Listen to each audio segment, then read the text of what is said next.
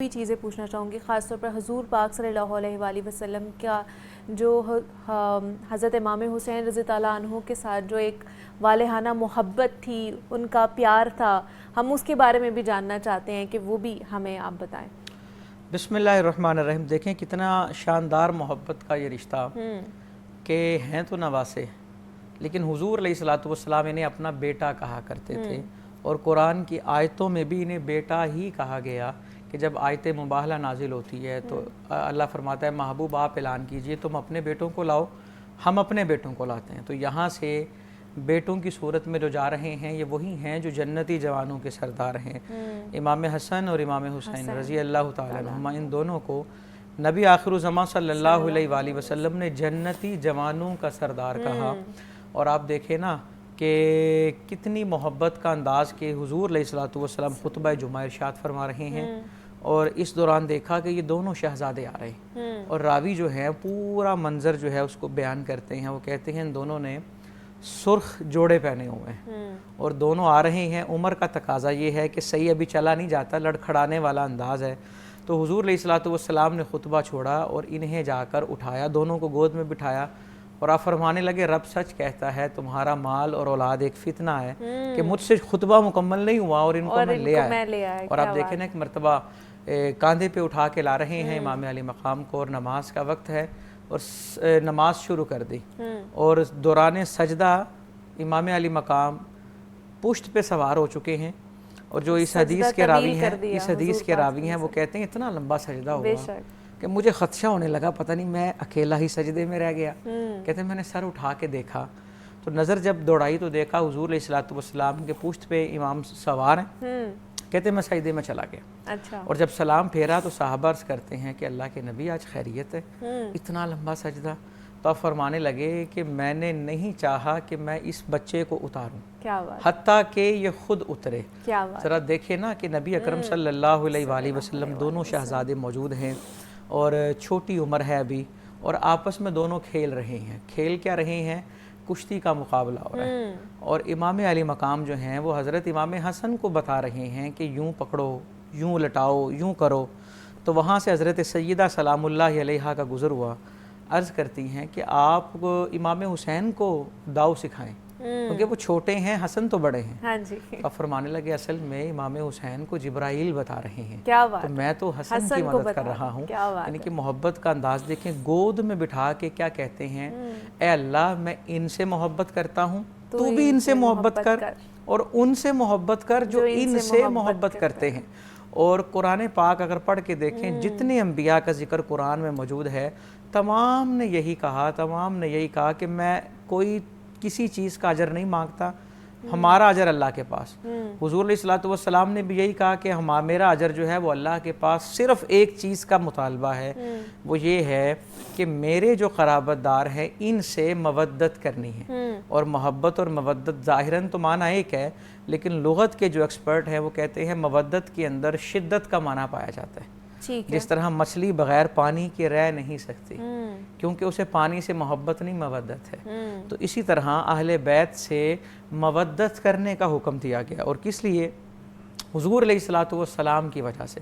نبی اکرم صلی اللہ علیہ وآلہ وسلم نے اپنے دونوں شہزادوں کو حضرت فاطمہ الزہرا سلام اللہ علیہا کے کہنے پر، چونکہ انہوں نے عرض کیا کہ انہیں اپنی وراثت عطا کیجئے، تو آپ نے ایک کو اپنی سخاوت اور سرداری عطا کی امام حسن کو، اور امام حسین کو اپنی جرت اور اپنی شجاعت عطا کی۔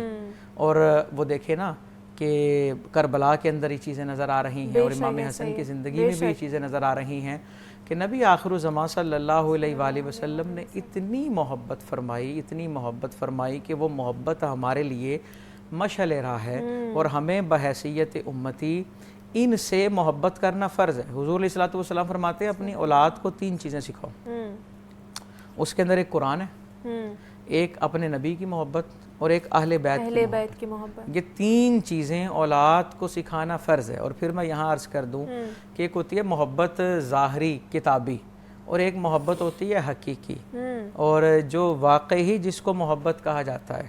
اب امام غزالی رحمۃ اللہ تعالی علیہ ایک چیز لکھتے ہیں، وہ کہتے ہیں اگر آپ سے کوئی پوچھے یا کوئی کہیں کسی سے پوچھے کہ تم اللہ سے راضی ہو، تو ہاں بھی نہیں کہنا، نہ بھی نہیں کہنا. اچھا، نہ کہو گے تو کفر ہوگا، ٹھیک ہے، ہاں کہو گے تو جھوٹ ہوگا. ٹھیک ہے، کیونکہ یہ اتنا آسان نہیں ہے اللہ سے راضی ہونا. ٹھیک ہے. کیوں آسان نہیں ہے؟ حضرت رابعہ بصریہ رحمۃ اللہ تعالی علیہ کے سامنے حضرت سفیان نے جب یہ دعا کی اللہ ہم سے راضی ہو جا، تو حضرت رابعہ نے فرما دیا کہ آپ اللہ سے اس کی رضا مانگ رہے ہیں، تو خود اللہ سے راضی ہیں؟ تو عرض کیا گیا ہم اللہ سے راضی کب ہوں گے؟ تو آپ نے فرمایا جب اس کی نعمت پر جو کیفیت ہے تم پہ، اگر اس کی مصیبت پر بھی وہی حال ہے کیفیت ہوگی تو پھر تم اللہ سے راضی ہو. بڑا مشکل کام ہے جی، بے شک، بہت مشکل کام ہے. آج دعوی محبت تو سارے کرتے ہیں، لیکن محبت وہ چیز ہے جسے دعوے کی ضرورت نہیں ہوتی. محبت کبھی دعووں سے کی نہیں جاتی اور محبت کو کبھی جتایا نہیں جاتا. محبت کرنے والا جو ہے وہ ساری محبت کر کے بھی یہی کہتا ہے کہ میں جو ان کی محبت کا حق ہے وہ ادا کر ہی نہیں سکا. اور محبت کا بہترین طریقہ کیا ہے جی؟ ادب. اور ادب کا طریقہ ہے اطاعت. ایک آدمی کہے جی مجھے محبت بڑی ہے اور وہ ادب ہی نہ کرے اور وہ اطاعت ہی نہ کرے تو وہ کسی بھی صورت میں حقیقی طور پہ محبت کرنے والا کہلائے گا نہیں. آج امام علی مقام کے نام پہ محبت کا دعویٰ کرنے والے وہ جتنی مرضی سبیلے لگا لیں، جتنا مرضی نیاز کا اہتمام کر لیں، لیکن اگر وہ کردار حسین کو اپنانے پر تیار نہیں ہے نا تو اس کا مطلب ہے وہ محبت نہیں کر رہے. اور نبی اکرم صلی اللہ علیہ وآلہ وسلم سے اگر ان کی سچی محبت ہو تو یہ ظاہری نمود و نمائش کی بجائے وہ حقیقت پر عمل کرے. امام زین العابدین جنہوں نے سارا کربلا کا واقعہ اپنی آنکھ سے دیکھا، اپنی آنکھوں سے دیکھا، واپس آئے، واحد چشم و چراغ جو وہاں گئے واپس آئے. اچھا، ان کے انتقال کے بعد ایک چیز سامنے آئی، چونکہ مدینہ منورہ کے جو مضافات میں رہنے والے لوگ تھے، جو قرب و جوار کے گاؤں تھے، 600 گھر تھے جو اس وقت گھروں کی گنتی بڑی آسان تھی. اچھا، 600 گھروں میں رات کو ایک مقررہ وقت پہ پکا ہوا کھانا پہنچتا تھا اور کسی کو نہیں پتا کہ کس نے بھیجا ہے. اچھا. اور کوئی یہ نہیں جانتا کہ میرے علاوہ کسی اور کو بھی ملا ہے. اچھا. اتنی پردہ داری اور اتنی عزت نفس کا لحاظ رکھا ہوا. اب 3 دن ہو گئے نا کھانا نہیں آیا تو ایک نے دوسرے کو کہا ایک بات بتاتا ہوں کسی سے شیئر نہ کرنا. اچھا. میرے میرے گھر نا روز کھانا آتا ہے، کئی سالوں سے آ رہا ہے لیکن 3 دنوں سے نہیں آ رہا. اس نے کہا تو میرے گھر بھی رات. وہ بات کھلتے کھلتے پتہ لگی 600 گھروں میں کھانا جاتا ہے. انہوں نے کہا جی 3 دن پہلے پتہ کریں کیا ہوا ہے. تو 3 دن پہلے جب خبر لی تو پتہ لگا 3 دن پہلے تو امام زین العابدین دنیا سے گئے. اور پھر لوگوں کو پتہ لگا کہ یہ جو لنگر حسین آ رہا تھا امام زین العابدین کے گھر سے آ رہا تھا اور یہ اس انداز میں آ رہا تھا کہ جن کا مقصد ان کی یاد میں کچھ دینا ہے وہ اپنی نمود و نمائش کرتے ہی نہیں ہیں. وہ بلکہ ان کو پتہ ہے جس کے لیے ہم کر رہے ہیں وہ جانتے ہیں، ہمارا خلوص بھی وہ جانتے ہیں، نیت بھی وہ جانتے ہیں. تو اجر اس کا اللہ نے دینا ہے انسان کے خلوص کے مطابق. تو یہ بڑا مشکل ہوتا ہے جی ہمارے لیے بھی. بات کرنا بڑا آسان ہے لیکن عملی میدان کے اندر اگر آئیں گے تو بڑا مشکل ہے. عملی میدان میں آنا بڑا مشکل ہے. عملی میدان میں آ کے پھر وہی بات ہے جی لاکھوں کے سامنے وہ 72 کا لشکر رہتا ہے لیکن انسان اس بات کو سمجھے اور یہ حدیث بھی ذہن میں رکھے سب سے بڑا جہاد کس کو کہا گیا؟ کسی جابر اور ظالم کے سامنے کلمہ حق بلند کرنا. دیکھیں نا، اور یہ واقعی کربلا یہ جبر اور صبر کی جنگ بھی تو تھی نا. جبر کے مقابلے میں صبر سے فتح حاصل کی. جبر کو ہرایا کیونکہ جب جبر نے دیکھا کہ کلمہ حق بلند ہو رہا ہے اس نے کہا جی سر کاٹ دیے. اور جب سر کاٹ کر بھی کلمہ حق بلند رہا تو جبر حیران میں ہے کہ کٹا کیا ہے.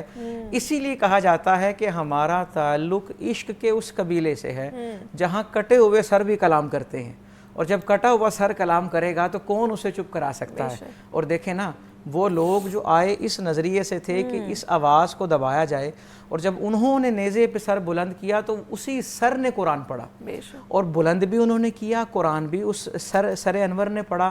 اور وہ حیران ہیں کہ ہم جس چیز کو دبانے آئے تھے ہم تو اس چیز کو امر کر کے چلے گئے ہیں. اور امام علی مقام کا یہ سارا واقعہ ہمیں بتا رہا ہے کہ ہمارا کام ہے جرت، استقامت، شجاعت کے ساتھ کھڑے ہونا. کامیابی فتح جو ہے وہ اللہ پاک نے عطا کرنی ہے. دیکھیں نا وہ جب جس طرح میں نے ابھی عرض کیا کہ یہ تاریخ نہیں تحریک ہے اور تحریک ختم نہیں ہوتی، یہ موومنٹ ہے، یہ ختم نہیں ہوگی. جہد مسلسل کا نام ہے.